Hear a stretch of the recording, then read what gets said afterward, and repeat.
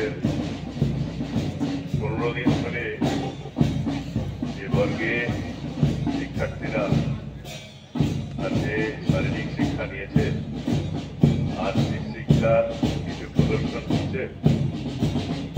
আমরা সবাই আমরা উপলব্ধি করবো এই কার্যক্রম।